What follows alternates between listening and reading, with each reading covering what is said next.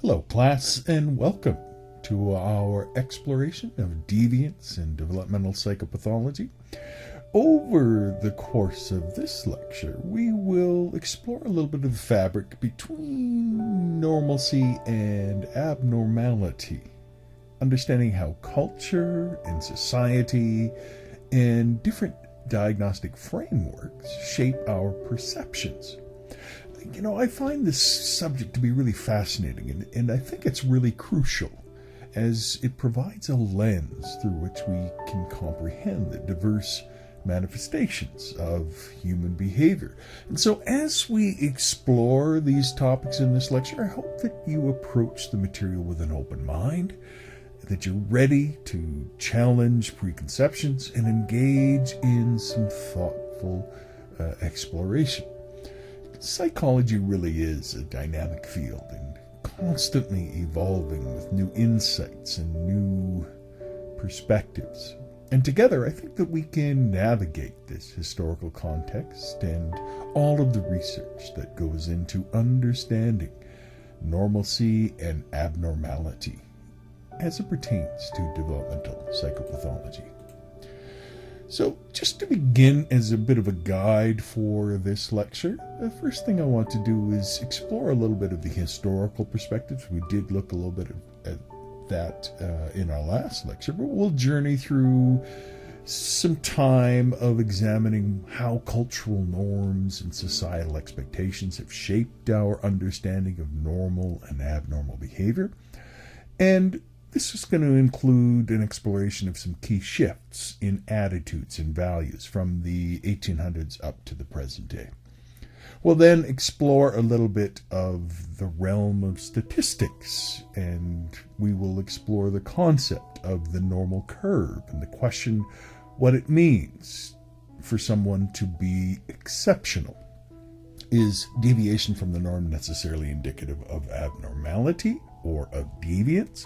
Or can it be a sign of exceptionality as well?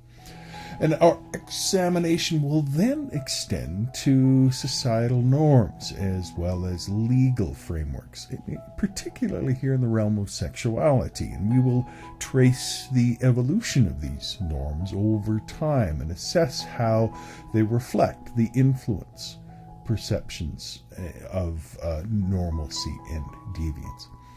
And one crucial aspect of our journey really involves understanding the evolution of the Diagnostic and Statistical Manual, that authoritative guide in the field of mental health, from its very inception to the most recent visions. And we will explore the impact that this manual has had on defining and categorizing normal and abnormal development.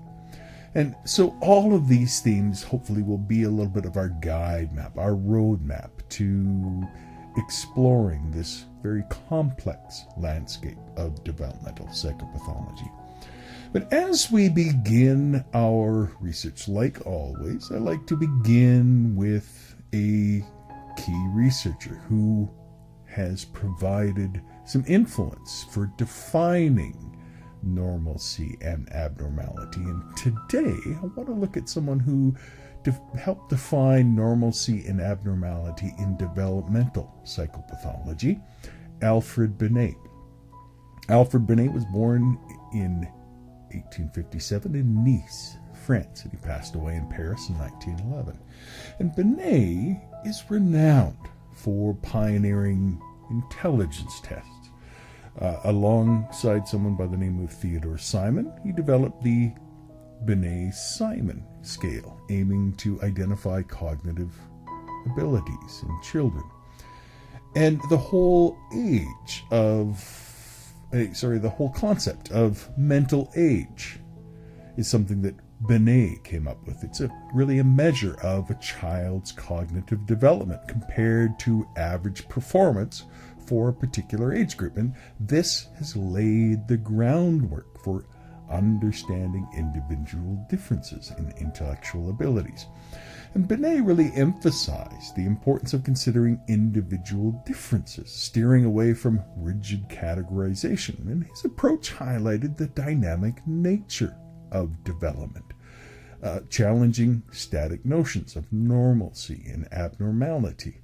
And the Binet-Simon scale has really was originally intended to be a practical application in education, aiming to identify children who might need some additional support.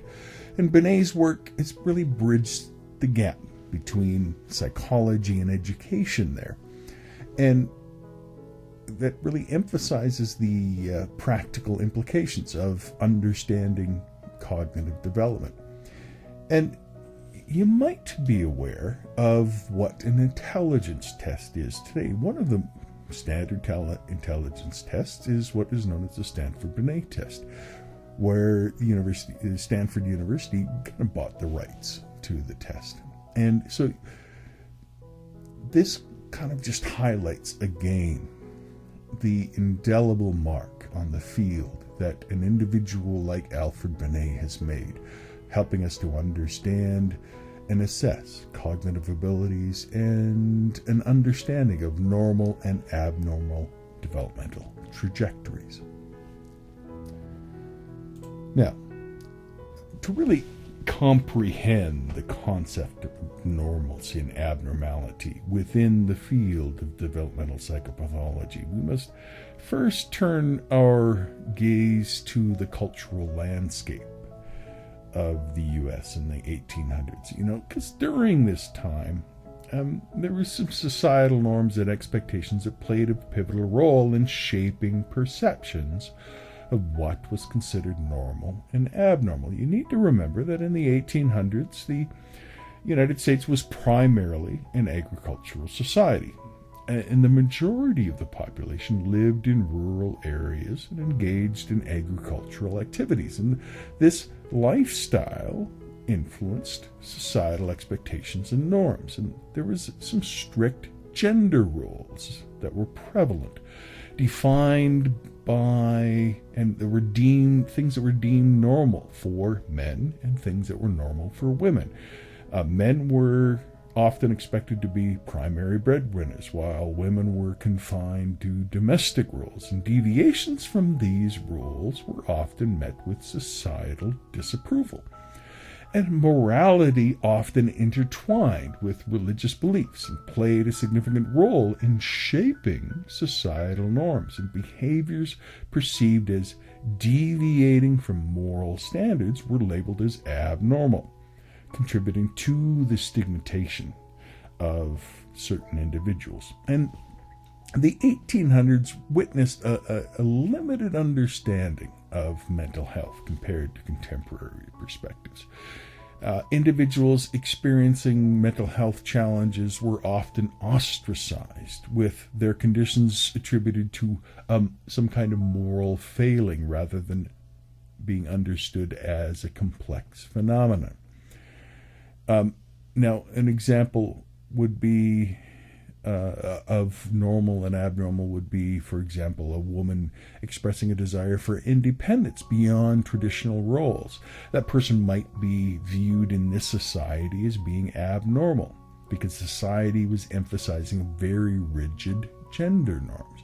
And so individuals, again, deviating from religious or moral norms might be labeled as deviant or abnormal, facing social exclusion.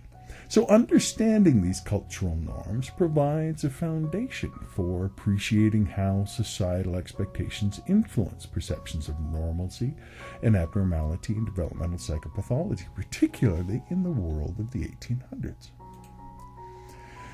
And as we transition from the 1800s to the 1900s, so in the 20th century, we observe a really profound shift in societal norms, influencing perceptions of what is considered normal and abnormal behavior. And this period is marked by dynamic cultural changes, technological advancements, and evolving social values, all of which contribute to the redefinition of normalcy.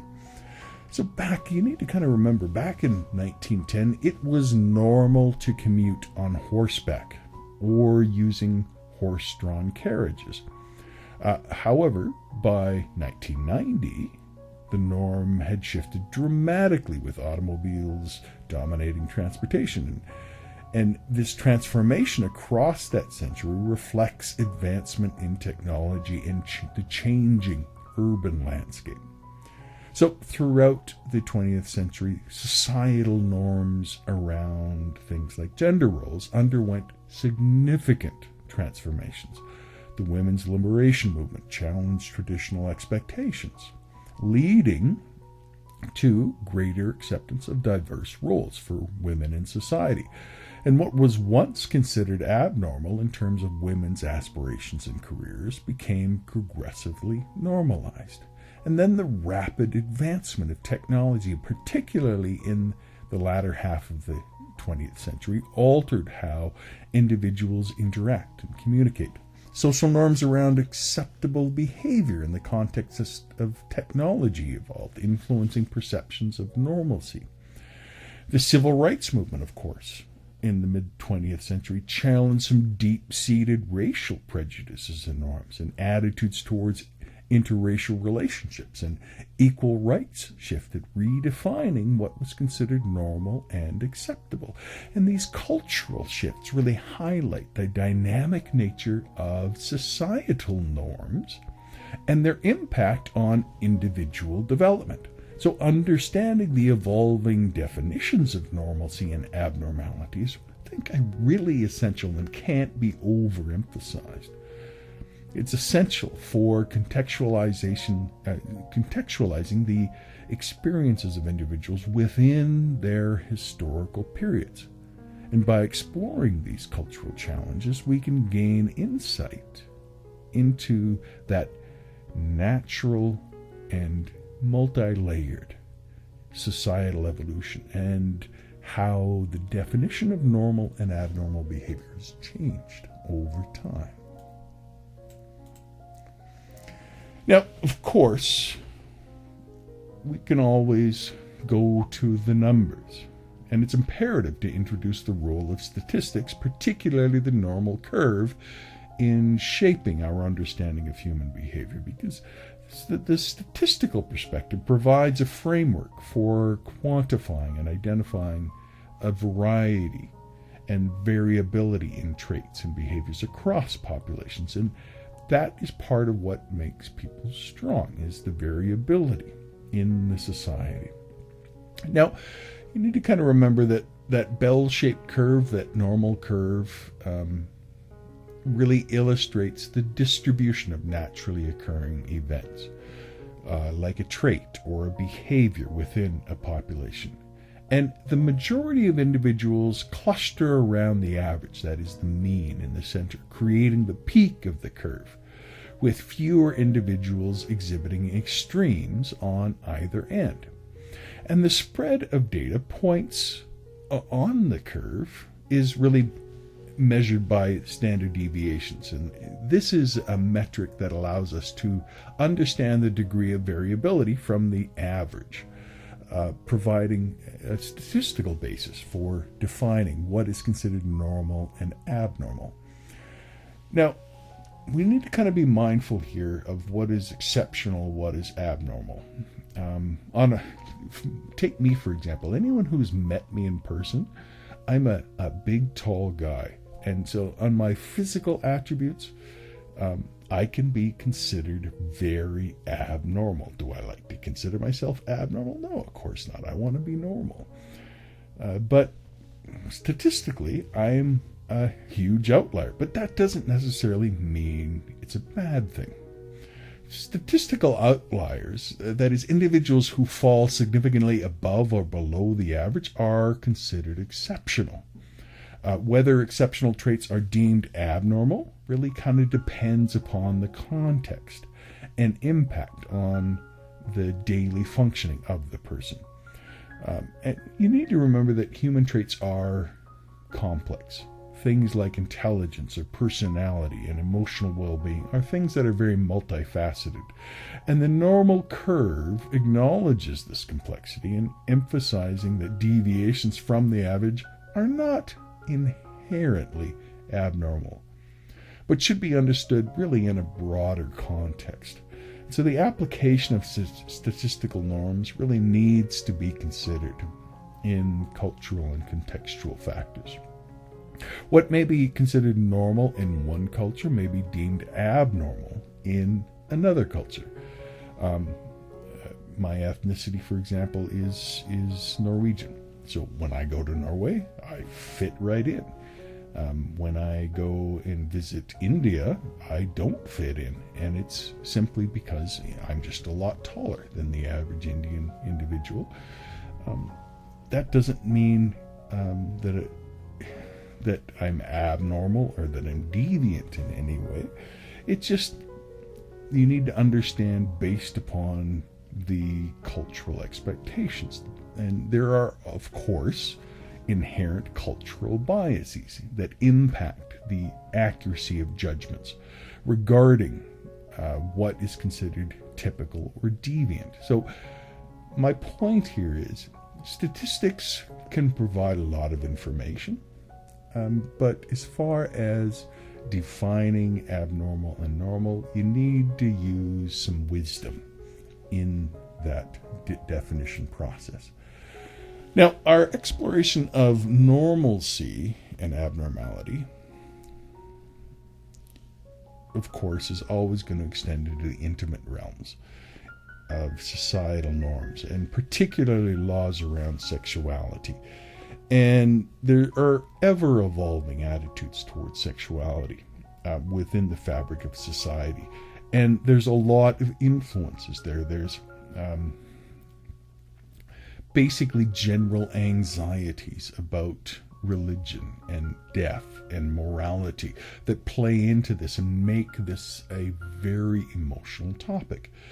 And sometimes it's important to suspend those emotions a little bit and think in terms of a rational detachment. Think logically about things. Because the threads of morality and cultural shifts come and go, and we need to think in clearer terms, more human terms than that. Even legal changes vary from time to time, and we need to kind of be mindful of that. And so let's explore a little bit of how the United States has changed a little bit over time. So back in the 1800s, in the 19th century, really witnessed a prevailing Victorian moral code emphasizing modesty and sexual restraint. And so even discussions around sexuality were often shrouded in secrecy, and you might see that in your own society today, with deviations from established norms being seen as really morally reprehensible and an emotion of disgust attached to it. And so things like premarital sex and non-heteronormative expressions of sexuality were heavily stigmatized. And the early 20th century saw the emergence of more open discourse on sexuality, challenging some of these Victorian norms. And Sigmund Freud was one of those people that pointed out that every person is a sexual being, and it makes up a huge part of what we are as a human being. And there was a lot of societal backlash to that.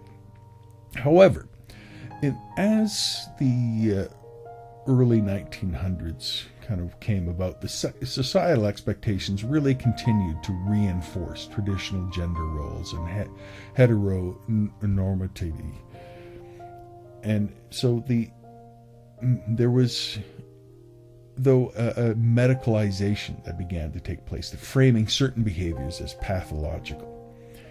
And the mid-20th century, so around the 1950s, we start to see what is called the sexual revolution, which challenges the conservative norms and advocated for more sexual liberation.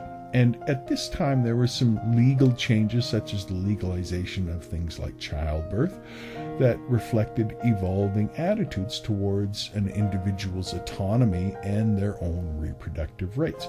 Despite these shifts, societal norms around non-heteronormative sexualities remained largely stigmatized and criminalized. And there was, in the later part, in the 1970s particularly, in New York, there was the beginnings of some legal challenges to that and some societal challenges to that. And you take us to today in the 21st century, we see that there have been significant strides in recognizing the diversity of sexual orientations as well as gender identities. That legal changes, including the legalization of same-sex marriages, reflect this broader acceptance of the LGBTQ plus rights. And the ongoing conversations challenge the traditional norms, emphasizing the importance of things like consent and communication and an individual's sexual agency. That it isn't necessarily the role of government or of the church or anyone else in the bedroom. And so there are some societal attitudes towards sexuality that we need to kind of be mindful of that can directly impact an individual's psychological well-being and their self-perception. And so understanding the historical shifts really provides context for assessing the impact of societal norms on the developmental trajectory of certain individuals and the context within which they live.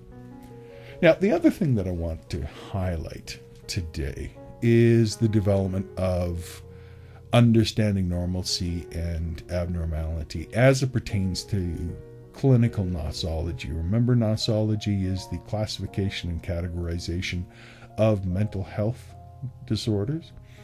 And we can kind of start here with the inception of the Diagnostic and Statistical Manual. And this is developed by the American Psychiatric Association. And the DSM really serves as a cornerstone in classifying and diagnosing mental health conditions.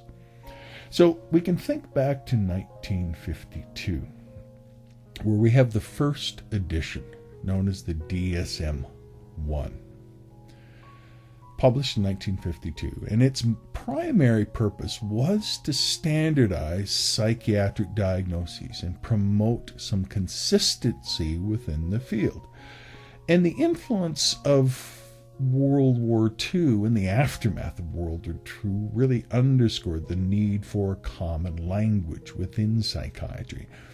And so professionals from diverse backgrounds needed to shared understanding to enhance collaborative and research on topics. And so the DSM reflected the prevailing psychodynamic perspectives of the time. So this was something that was heavily influenced by Sigmund Freud and psychoanalysis.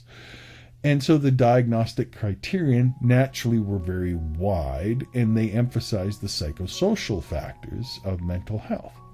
Now, you have to kind of recognize that there was a limited amount of knowledge compared to today about psychiatric conditions, so they were doing the best they could with the information that they had. But the manual's early versions displayed very limited consideration of things like cultural diversity and reflected the predominant perspective of post-war American psychiatry. And there was really some critiques that people recognized with this. As good as it was in getting things going, there was a lack of empirical evidence supporting many of the diagnoses, and a lot of the manual was relying heavily upon theoretical constructs rather than objective research. And so a diagnosis was often dependent upon the subjective clinician's judgment, and this led to significant variability in the field of psychiatry. And that was an obvious thing that has continually needed to be worked on. Now, the great value, though, of the DSM-1 is it laid the groundwork for subsequent editions, acknowledging the need to go through ongoing refinement and alignment with advancing knowledge and changing societal perspectives. And so we build upon the foundation of the DSM-1 with the DSM-2. And the DSM-2 expanded the number of recognized mental health disorders. It really aimed at creating a more comprehensive coverage of psychiatric conditions, and this expansion reflected the growing recognition of the diversity and complexity of mental health presentations. Now, unlike the DSM-1, which predominantly focused on psychoses, DSM-2 incorporated a broader range of disorders, including neuroses and other non-psychotic conditions. And this shift recognized the significance of less severe but still very prevalent mental health challenges. Now, despite efforts to diversify diagnostic categories, psychodynamic theories were still heavily influenced the DSM-2, and so this is kind of a cultural thing that we see. The DSM-2 did, though, make strides in clarifying the diagnostic criteria, which led to enhanced consistency in the application of diagnoses across challenges. Now, of course, the DSM-2 faced its own criticisms for still a lack of empirical evidence for supporting certain diagnostic criteria. And still, the cultural considerations remained limited. It was very dominant in the Western perspective. And there were some efforts to clarify the diagnostic criteria. So there was a first step, but there's some challenges of subjectivity and variability in diagnosis that still persisted in this. And so that brings us to the DSM-3, and this is kind of my age of when I was learning this field. And so with the DSM-3, this is something that I kind of really hold in my heart, because something that came out in the DSM-3 is something known as the 5-axis system. And I still think, when I am dealing with clients, I think in terms of the 5-axis system, even though it's not around anymore. But anyways, the DSM-3 really departed from its predecessors by adopting a more systematic and empirical approach to diagnosis. And it introduced explicit, very operational criteria for each disorder. And the goal here was to enhance the reliability and validity of the diagnosis. And one of the most distinctive features of the DSM-3 was the introduction of the multi-axial system. So this involves a 5-axis approach, considering different aspects of the individual's presentation. So basically, anybody can be given a diagnosis in the sense that there are parts within here that kind of apply to anybody. So you can get a good, very quick sense of how well someone is functioning based upon this axis. So the first axis is clinical disorders and conditions. By that we mean something that is developed within the person, and ideally something that they can overcome. So this tends to be the focus of the clinical care that a client is given. Then there's axis 2, which are personality disorders and mental retardation. So basically this has to do with, and you have to kind of remember that mental retardation is a clinical term at this time, and so it didn't have the stigma that it does nowadays necessarily. Now, what a personality disorder is basically something that has always been there with the person, and it tends to stay there with the person and is very resistant to treatment. And so this is part of what became a challenge later on that I'll mention. Then there is axis 3, which is general medical conditions, recognizing that the body and the brain have a relationship. Axis 4 is psychosocial and environmental stressors. So it can be like school work stressors, job work stressors, relationship stressors. Those can all be identified in axis 4. And then axis 5 is just a number between 1 and 100 that describes how well you're functioning. You know, if you're functioning at a 25, well, then you're not getting out of bed, you're not functioning very well. If you're functioning at an 85, well, then you're out of bed, you're doing things really well, life is going pretty well for you.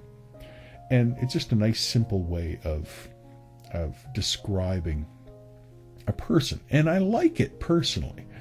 The DSM-3, though, moved, one of the great values of the DSM-3 is that it moved away from that psychodynamic theory. As much as I like the psychoanalytic theory itself, it's not useful in a lot of cases. So it's useful for understanding some people some of the time. It's not good as a universal nosology. Some values of the DSM-3 was that it operationalized the criteria. The multi-axial system led to a more reliable and standardized psychiatric diagnosis. There was a focus upon making classifications align with empirical evidence. But one of the critiques is that the 5-axis system was too complex. There's a lot of people that came before me that didn't like the 5-axis system because it made things too complex. I was trained on the 5-axis system, and that's probably why I like it so much, because it was my first taste of this whole field. Then we come to the DSM-4, and the DSM-4 was published in 1994. And it continued that trajectory of refinement and adaptation of the field of psychiatry. And building upon the 5-axis system of DSM-4, the DSM-5 retains this multi-axial system, but simplified it to some extent. Axis 1 and 2 were maintained, focusing on the clinical disorders and the personality disorders. But Axis 3, 4, and 5 continued to consider the medical conditions, the psychosocial, environmental factors, and the global assessment of functioning. And the other thing that it did was refine, again, some of the diagnostic criteria. And it recognized, the other thing that it did is it recognized the importance of cultural context in mental health. So the DSM-4 included a whole section on cultural formation. And this encouraged clinicians to consider cultural factors when assessing and diagnosing individuals from diverse backgrounds. And the other thing that was valuable with the DSM-4 was that it introduced categories that are kind of described as not otherwise specified, so an NOS. And these categories allowed to accommodate for cases that were a little bit idiosyncratic, that fit into a lot of classifications, but it made them a little more flexible and a little more inclusive, which was a real value, I think. And while the DSM-4 maintained a categorical approach to diagnoses, there was a growing acknowledgement of the need for more dimensional assessments. So recognizing that sometimes there weren't hard and fast lines, that sometimes there needed to be a spectrum, and we needed to find some way of recognizing the spectrum between different related disorders. And so while the DSM-4 marked a step towards standardization, there was still some ongoing debate about the validity and reliability of a lot of diagnostic criteria. And then we come to the DSM-5, which is first published in 2013. And this, I remember when this came out because I had just started teaching a class. I taught a graduate level class on psychopathology about a month before this came out. And I kind of had to describe to my students, I have to let you recognize that a lot of what I'm teaching was going to change within the next few weeks, because I knew that when this came out that there would be some drastic changes. And one of the big changes was that they abandoned the multi-axial system that was present in the predecessors, in DSM-3 and DSM-4. So they integrated all the axes 1, 2, and 3 into a single axis framework, and this shift aimed to simplify the diagnostic process.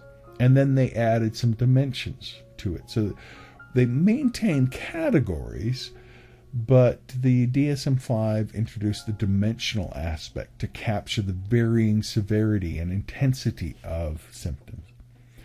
They also revised and added some new disorders, recognizing that all disorders are a construct based upon the evidence.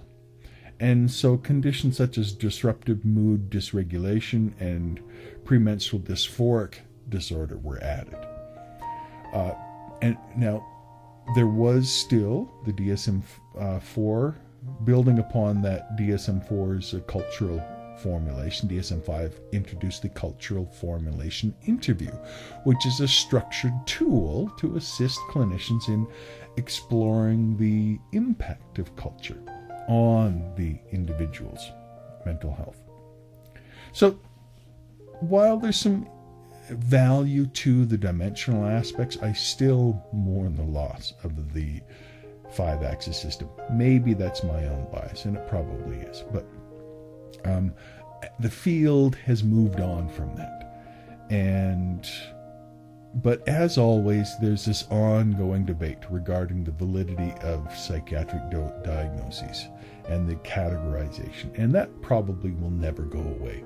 We just need to recognize that we need to do the best that we can to build upon the strengths of the predecessors, to recognize some of the weaknesses, and to recognize that scientific advancements change our perspective, and our perspective then changes how we view and understand some of these psychopathological issues.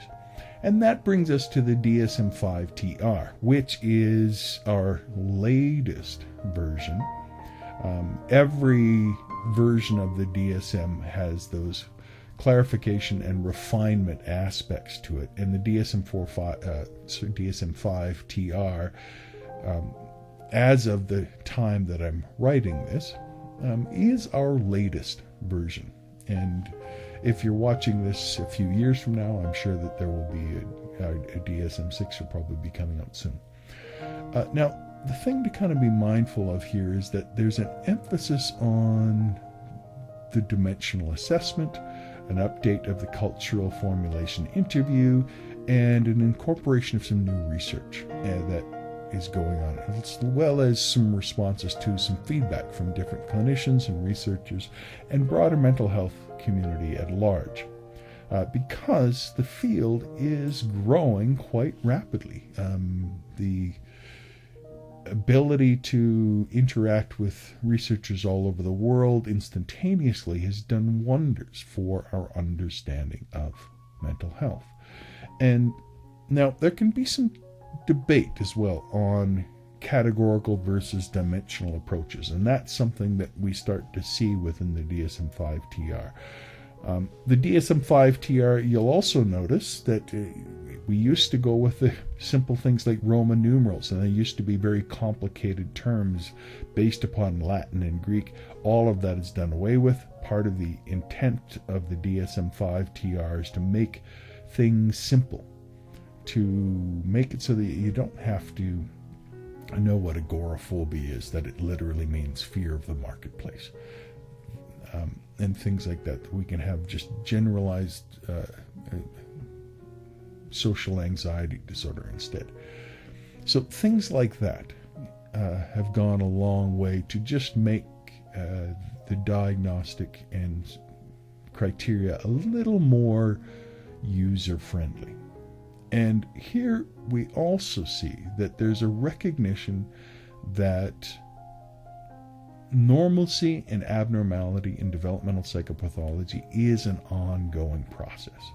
It's something that's an ongoing process, even at the core of psychiatry itself. And so, if that's the case, then of course society is going to lag behind so much more by years and decades and maybe even centuries. And we just need to be mindful of that and not get too upset when someone doesn't really understand where we're coming from when we're talking about these kinds of things, and they might react in a very visceral way, and it's largely because of their unfamiliarity with it. Now, on the current landscape of developmental psychopathology, the definitions of normalcy and abnormalcy are shaped by a nuanced understanding that goes beyond these rigid classifications, and the field continues to evolve. It incorporates multidimensional perspectives and acknowledges the diversity of human experience. And contemporary perspectives really embrace a holistic view of human development. It recognizes that normal and abnormal behaviors exist on a continuum, and this multidimensional approach considers biological and psychological and social and cultural factors. So instead of a one-size-fits-all approach, the current understanding acknowledges the importance of developmental trajectories and the timing of behaviors. What may be considered developmentally appropriate at one stage may be perceived differently at another stage. And there needs to also be some cultural sensitivity. And this, I think, is paramount in assessing normalcy and abnormalcy, recognizing that cultural norms significantly influence behavior, that contemporary frameworks emphasize the importance of understanding and respecting diversity within cultural perspectives, all goes a long ways to helping us treat people more humanely. Overall, the impact of individual differences, I think, and the contextual factors are important things to consider. Now, when it comes to us working with people that may be considered deviant in some way, the things that I would like you to be mindful of are, first off, that our current definitions should emphasize a strengths-based approach, focusing not only upon the pathology, but also the individual's strengths and resilience. And this approach promotes a more positive and empowering understanding of human development. I've worked with people that are murderers, and yes, they've done some horrible things, but they also have gifts of creativity and humor and sometimes empathy, sometimes not, but sometimes empathy and care. And we need to recognize those strengths within people. And when we develop a therapeutic relationship, it increasingly needs to be viewed as a collaborative partnership between the clinician and the individual. And so a person-centered approach really goes a long ways to involving the person in the decision-making process regarding their mental health. And so overall, the debate around the dimensional versus the categorical perspectives along the DSM really reflects this ongoing exploration of figuring out what's going on as far as how to best represent reality in the context of the clinical setting. And of course, there's also that intersectionality to be considered, where there's this interconnection of the various social identities of race and gender and socioeconomic status increasingly needs to be recognized as an essential factor in understanding normal and abnormal. And so our current definitions of normalcy and abnormalcy, in essence, are not the end-all and be-all. They are not the ultimate definition. They are a snapshot in time, and we need to recognize them as such and continue to treat people with love and care and be mindful that all people need help, even those that are maybe considered quote-unquote deviant. Now, a few key terms that I'd like us to kind of be mindful of here, and when we are exploring this whole normalcy and abnormalcy debate. First, understand how societal norms have evolved over time. That's a crucial thing for us to appreciate the dynamic nature of normalcy and abnormalcy. Also need to be mindful of the normal curve and the dimensional assessments. that provide frameworks for understanding individual differences and variability of human traits. That we also need to recognize that there's an influence of societal norms and legal frameworks, particularly when it comes to things like sexuality, that play a significant role in shaping perceptions of normal and abnormal behavior. And then finally, the DSM has undergone several revisions, each reflecting advancements in our understanding of mental health and the need for more accurate and reliable diagnostic criteria. So, a few of the key terms: DSM, the Diagnostic and Statistical Manual, the multi-axial system. Remember, that's from DSM 3 and 4. That was a diagnostic approach in which different axes or dimensions are used to assess various aspects of an individual's mental health.